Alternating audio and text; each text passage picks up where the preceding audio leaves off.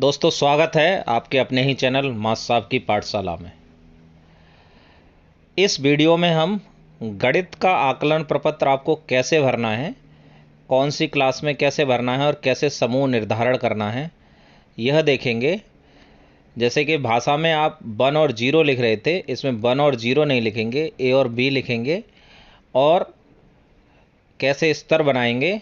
साथियों, अगर आपने भाषा का आकलन प्रपत्र नहीं देखा है कि भाषा में कैसे आकलन प्रपत्र भरना है और आपने अभी आकलन प्रपत्र डाउनलोड नहीं किया है बेसलाइन आकलन प्रपत्र का, तो वो भी आपको वीडियो का लिंक डिस्क्रिप्शन बॉक्स में मिल जाएगा और वहाँ से आप उस वीडियो को देख सकते हैं। इसमें देखेंगे हम कि समृद्ध मॉड्यूल जो हम गणित का चलाएंगे वो उसमें कैसे कक्षाओं का विभाजन करेंगे। कक्षा 1 और 2 एक जगह रहेगी, कक्षा 3, 4 एक जगह और कक्षा 5 एक जगह। तो इस तरीके से 3 कक्षाएं बन जाएंगी आपकी। और इसमें समृद्ध स्तर 1, स्तर 2 और स्तर 3 के हिसाब से आप काम करेंगे। स्तर 1 में क्या दक्षताएं बच्चों को आनी चाहिए? संख्या पूर्व ज्ञान, जैसे छोटा बड़ा, ऊंचा नीचा, मोटा पतला, इस तरीके के आना चाहिए। गिनती आनी चाहिए 1 से 50, संख्या पैटर्न आना चाहिए 50 तक और समूहीकरण की अवधारणा।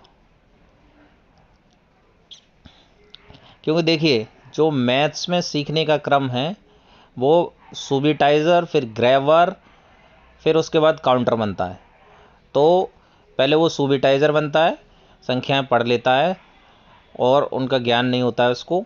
फिर वो ग्रेवर बनता है, समूहीकरण करता है, फिर उसके बाद में वो लिखना शुरू करता है और डिफ्रेंशिएट करना शुरू करता है, काउंटिंग करना शुरू करता है। स्तर 2, जो स्तर 2 के बच्चे होते हैं वो संख्या ज्ञान 1 से लेकर 100 तक, संख्या पैटर्न 100 तक, जोड़ व घटाओ 2 अंकों के साथ और एक अंकीय संख्याओं का गुणा। और स्तर 3 संख्या ज्ञान 1 से लेकर 999, जोड़ व घटाओ 3 अंकों के साथ और 2 अंकीय संख्याओं की गुणा व भाग।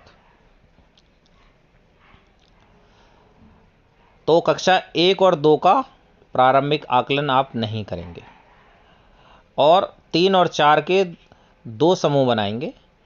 उसमें 2 स्तर के हिसाब से, पहले स्तर वाले जो सही नहीं कर पाएंगे पहले स्तर के क्वेश्चंस, वो समूह 1 में रहेंगे और जो पहले के सही कर देंगे लेकिन दूसरे के नहीं कर पाएंगे वो समूह 2 में रहेंगे।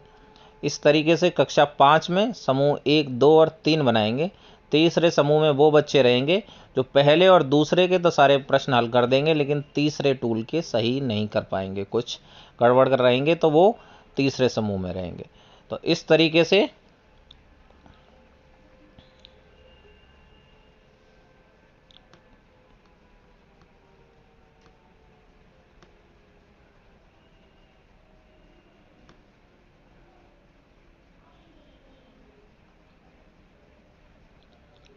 देखिए, स्तर 1 में 5 प्रश्न है, स्तर 2 में 5 प्रश्न है और स्तर 3 में 5 प्रश्न है। कक्षा 1 और 2 का बेसलाइन आकलन नहीं किया जाएगा।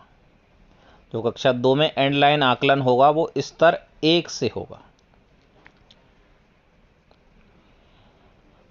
और किसी भी प्रश्न में अंक नहीं दिए जाएंगे।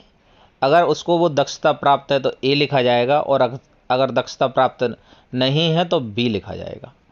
और बेसलाइन और एंड लाइन आकलन एक ही प्रपत्र में आपको करना है, एक ही लाइन से करने। अगर एक में नहीं आते हैं एक पेज में तो उसी लाइन से आपको बच्चों के नाम लिखने जिनके पहले क्रम में लिखे थे।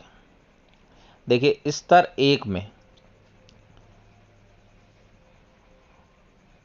1 में जो हैं, देखिए पहला है ये संख्या पूर्व अवधारणा, जिसमें छोटा बड़ा की अवधारणा है और दूर पास की अवधारणा है। 2 और 3 जो आपके हैं वो हैं गिनती है 1 से लेकर 50 तक, और जो आपका 4 है वो है आपका संख्या पैटर्न 50 तक, और जो 5 है वो है आपका समूहीकरण। देखिए यहाँ पे लिखे हुए आकलन टूल प्रश्न संख्या, संख्या पूर्व ज्ञान है 1 नंबर क्वेश्चन है, और गिनती 1 से लेकर 50 तक 2-3 नंबर क्वेश्चन है, और संख्या पैटर्न 50 तक 4 नंबर क्वेश्चन है, और समूहीकरण की अवधारणा 5 नंबर क्वेश्चन है। ये स्तर 1 का आकलन प्रपत्र है। आपको मालूम है स्तर 1 का जो आकलन प्रपत्र है वो खाली कक्षा 1 और 2 के लिए है, क्योंकि उनका बेस लाइन नहीं होगा, इसलिए इस पर एक क्रॉस लाइन है, उनका एंड लाइन होगा। जो भी चीज़ें वो कर लेंगे बच्चे उनको ए दिया जाएगा, और जो दक्षता नहीं कर पाएंगे उनको बी दिया जाएगा। देखिए स्तर 1 का करेंगे, फिर स्तर 2 का करेंगे, फिर इसके बाद में आकलन प्रपत्र भरेंगे, ये कक्षा 3 और 4 का। पहले उसका स्तर 1 चेक करेंगे, बच्चे का नाम लिखेंगे, संख्या पूर्व ज्ञान अगर उसने सही कर लिया है, दक्षता हासिल हो गई है उसको, तो इस पर ए लिख देंगे। मतलब पहला क्वेश्चन अगर उसने सही कर दिया है तो इस पर ए लिख देंगे। अगर उसने दूसरा तीसरा क्वेश्चन सही कर दिए हैं तो इस पर ए लिखेंगे। अगर एक भी क्वेश्चन गलत किया है तो इस पर बी लिखेंगे। संख्या पैटर्न अगर 50 तक चौथा क्वेश्चन कर दिया, ये क्वेश्चन की संख्या है, ये क्वेश्चन अगर उसने सही कर दिए, 5वां क्वेश्चन सही कर दिया तो उसको यहाँ ए लिख देंगे। अगर स्तर 1 के क्वेश्चंस वो गलत करता है तो उससे स्तर 2 के प्रश्न नहीं चेक करेंगे उसके। ये बहुत ध्यान देने वाली बात है। अगर उसने स्तर 1 के क्वेश्चन गलत किए तो स्तर 2 के नहीं करेंगे, क्योंकि गणित में क्रम से सीखी जाती है सब चीज़। और अगर उसने स्तर 1 के सारे प्रश्न सही हल कर दिए हैं तो उसका स्तर 2 चेक होगा, और अगर स्तर 2 के क्वेश्चन वो गलत करेगा तो वो स्तर 2 में ही रहेगा। ये आपका हो गया कक्षा 3-4 का समूह निर्धारण। 2 ग्रुप में बढ़ जाएंगे बच्चे, एक स्तर 1 वाले, एक स्तर 2 वाले। जो स्तर 1 के कोई भी क्वेश्चन गलत करते हैं वो स्तर 1 में रहेंगे, और स्तर 2 के क्वेश्चन गलत करते हैं लेकिन स्तर 1 के सारे क्वेश्चन सही कर देते हैं, वो स्तर 2 में रहेंगे। अब इसके बाद आती है बात कक्षा 5 की। तो कक्षा 5 में स्तर 1, स्तर 2 और स्तर 3 के सारे क्वेश्चंस बच्चों से करवाए जाएंगे। अब देखिए इसमें भी वही सेम कंडीशन है। यहाँ पे बच्चे का नाम लिख देंगे आप। अगर स्तर 1 के क्वेश्चन आप चेक करते हैं, अगर इनमें से कोई सा भी क्वेश्चन अगर वो गलत कर देता है तो आपको फिर स्तर 2, स्तर 3 की जांच करने की आवश्यकता नहीं है, फिर आपको स्तर 1 में ही रखना है वो बच्चा। अगर स्तर 1 के सारे क्वेश्चन सही कर देता है, फिर आप स्तर 2 का चेक करेंगे, संख्या ज्ञान 6, 7, 8, 9, 10 तक क्वेश्चन। अगर ये भी सारे सही कर देता है फिर आप स्तर 3 चेक करेंगे, तो स्तर 3 के क्वेश्चन करवाएंगे उससे। अगर स्तर 3 के क्वेश्चन में वो कोई भी क्वेश्चन अगर उससे गलत होता है तो वो स्तर 3 में ही रहेगा।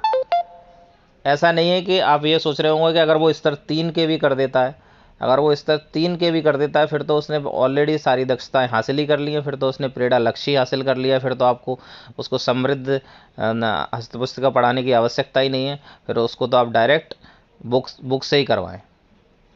ऐसा होगा नहीं, ऐसे तो बहुत ही कम बच्चे मिलेंगे, अगर मिलते भी हैं तो फिर बहुत अच्छी बात है, उनको आप बुक से पढ़ाएं, उनका जो सिलेबस की बुक है उसको बुक को पढ़ाएं। तो आपके इस तरीके से सारे बेसलाइन आकलन प्रपत्र हो गए हैं। अब जैसे आपको बीच में कब सतत आकलन प्रपत्र करने हैं मैं आगे बताऊंगा। अभी आपको बेसलाइन आकलन प्रपत्र इस हफ्ते सारे बच्चों का कर लेना है। बेसलाइन आकलन प्रपत्र बच्चे 2-2 दिन आ रहे हैं, तो उस हिसाब से आप कर लीजिए।